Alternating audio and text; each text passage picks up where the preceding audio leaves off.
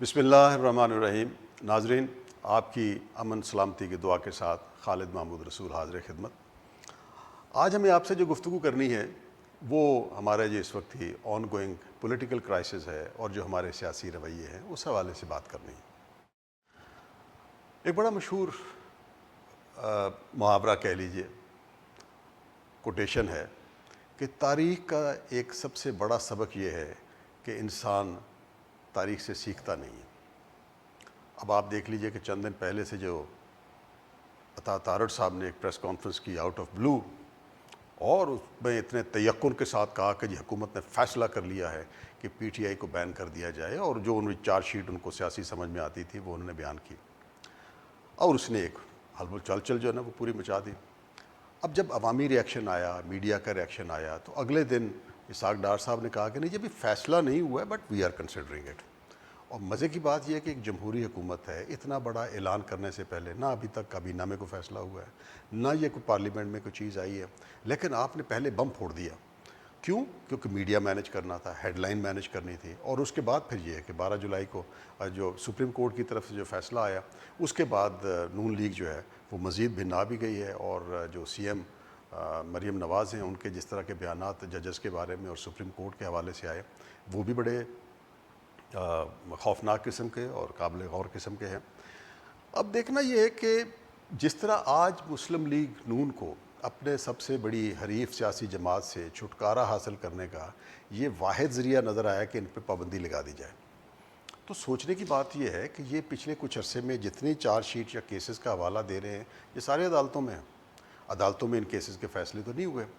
آج اگر فرض کر لیتے ہیں کہ یہ ہونا بھی ہے، فیصلہ ہونا ہے، تو بھی اگر کابینہ فیصلہ کرتی ہے، پارلیمنٹ اس کو ریکمنڈ کرتی ہے، اور اس کے بعد پھر آپ کو جانا سپریم کورٹ ہی پڑے گا 15 دنوں کے اندر اندر، تو یہ جو چارج شیٹ آپ نے بنائی ہوئی ہے تو آلریڈی مختلف عدالتوں کے پلیٹ فارم کے اوپر ہے، تو یہ ہوتا ہوا نظر نہیں آ رہا۔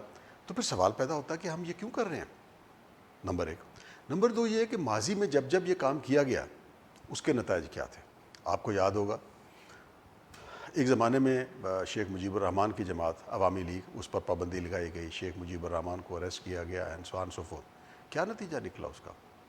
بالآخر انہوں نے رہا بھی انہیں کرنا پڑا، اور انہوں نے الیکشن بھی لڑا، اور اس کے بعد کے حالات آپ کو پتہ ہیں۔ لیکن یہ ہے کہ وہ فیصلہ وہ دونوں مشرقی اور مغربی پاکستان کے درمیان مزید فاصلے اور تقدر پر منتج ہوا۔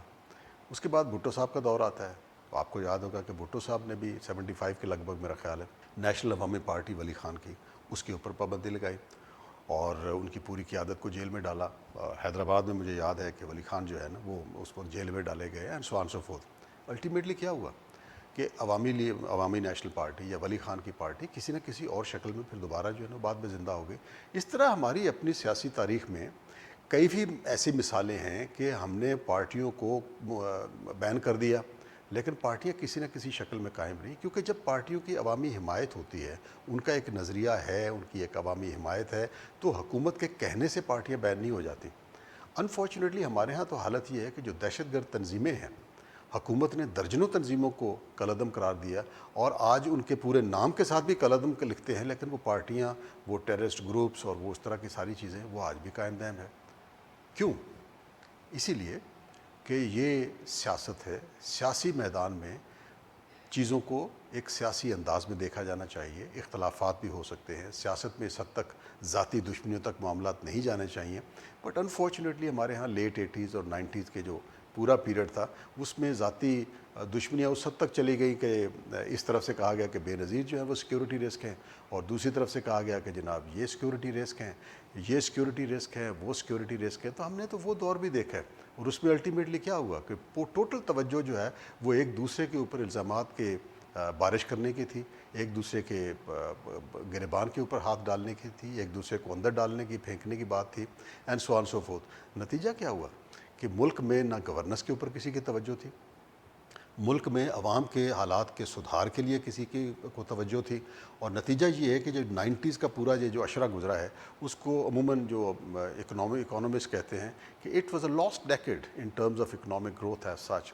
کہ اس پورے دہائی جو گزری ہماری 90 سے لے کے 2000 تک کی، وہ ساری اسی سیاسی مارا ماری میں گزر گئی۔ اس سیاسی مارا ماری کے بعد کیا سیکھا ہم نے یہ سیکھا کہ جی آپ نے ایک چارٹر آف ڈیموکریسی کر کے توبہ کر لی اور آپ نے آگے جا کے مل جل کے جو ہے نا وہ بقول جس طرح پی ٹی آئی والے کہتے ہیں کہ باریاں لینے کا معاہدہ جو ہے نا وہ آپس میں کر لیا. لیکن ایک چیز بڑی امپورٹنٹ ہے کہ اس چارٹر آف ڈیموکریسی میں ایک چیز یہ طے ہوئی کہ ہم نے مارا ماری کر کے دیکھ لی, ایک دوسرے کو اکھاڑ پچھاڑ کرنے کی کوشش کر لی, ایک دوسرے کو جیلوں کے اندر ڈالنے کی کوشش کر لی, الزامات اور پتہ نہیں کیا کیا بچھاڑے جو ہے نا وہ ایک دوسرے پہ کر کے دیکھ لیا. ہم اپنے اوپوننٹ کو وائپ آؤٹ نہیں کر سکے. جب وائپ آؤٹ نہیں کر سکے تو بہتر حل یہ ہے کہ ایک دوسرے کے ساتھ کو ایگزسٹ کریں, ایک دوسرے کو سپیس دیں اور عوام پہ چھوڑ دیں اپنے فیصلے. اس وقت جو ہماری صورتحال ہے انفارچونیٹلی جو پاناما لیک کے بعد جو ہوا, جس انداز میں نواز شریف اور ان کی فیملی کو سزائیں دی گئیں, اور اس کے بعد پھر جس طرح پی ٹی آئی کی حکومت آئی تو اس نے جو رویہ اختیار کیا ہے وہ بھی ایک دوسری ایکسٹریم تھی. اچھا, اس میں بھی پھر یہ کہ مخالفین کا گرد گھیرا تنگ کیا گیا, ان کی زندگیوں کو جیرن کیا گیا and so on so forth.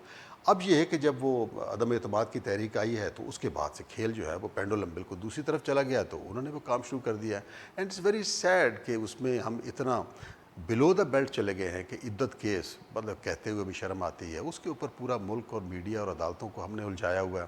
اور اس کے بعد توشہ خانہ میں تماشا بنایا ہوا ہے. اب توشہ خانہ میں جن ممالک کی طرف سے ڈپلومیٹکلی ایک وہ کرٹسی کے لیے پروٹوکول کے لیے دکھاوے کے لیے وہ جو گفٹس آتے ہیں, اب یہ ہے کہ وہ ممالک سارے تمسخر اڑاتے ہوں گے ہمارا, کیا سوچتے ہوں گے یہ کس طرح کا ملک ہے.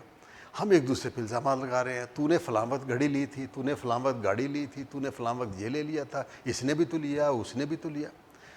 کہنے کا مطلب یہ ہے کہ اس سارے پروسیس میں سیکیورٹی رسک قرار دینے سے, ایک دوسرے کی گالم گلوچ, ایک دوسرے کو اندر پھینکنے سے تاریخ ہماری بڑی پڑی ہے. آج ہم جہاں کھڑے ہیں وہاں یہ ہے کہ بطور ایک معیشت کے ہم سسٹینیبل نہیں ہیں. ہماری حالت یہ ہے کہ اس وقت سب سے بڑا ایکسپینڈیچر جو ہے نا وہ ڈیٹ پہ ری پیمنٹ کا اور انٹرسٹ کا ہے. اس کے بعد یہ ہے کہ ہماری حالت یہ ہے کہ جو انرجی کی کاسٹ ہے وہ انبیریبل ہو گئی ہے.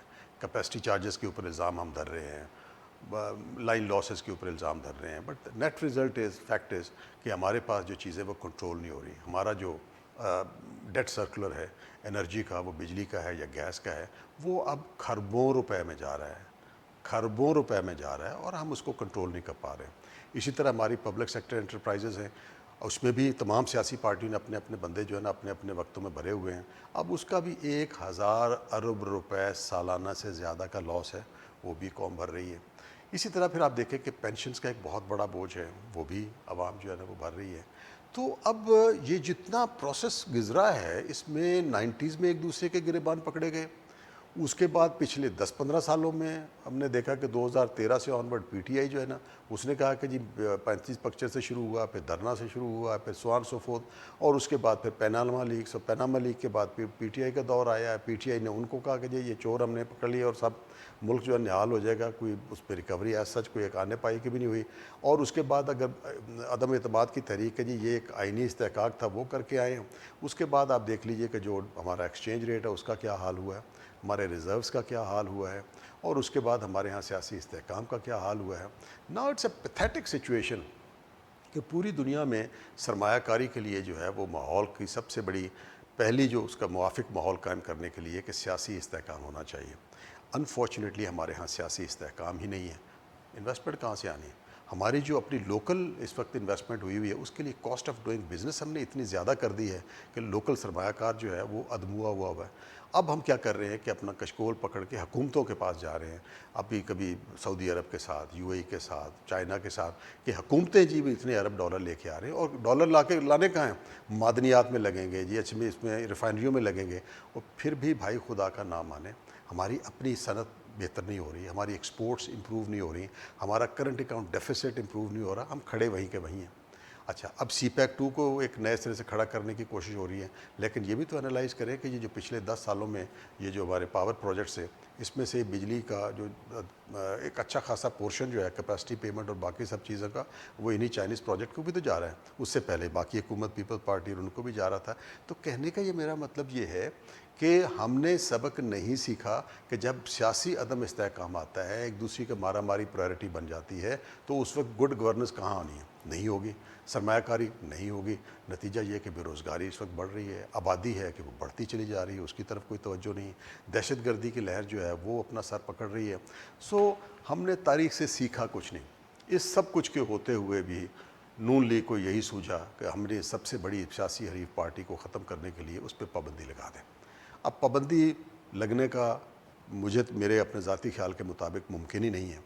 اور یہ کیسے پاسبل ہے کہ ایک ایسی پارٹی جس نے تمام تر سرکاری ہتھ کنڈوں کے باوجود ووٹ سب سے زیادہ لیے ہوں، تو اس ملک کے ساتھ کس طرح آپ یہ کھلواڑ کر سکتے ہیں کہ اس کی وہ پابندی کر دیں؟ سیاست ہے، سیاست کو سیاسی میدان میں آپ حل کریں.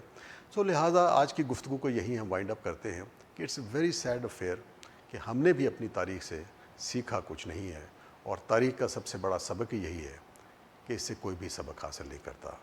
اپنا بہت بہت خیال رکھیے گا. خدا حافظ.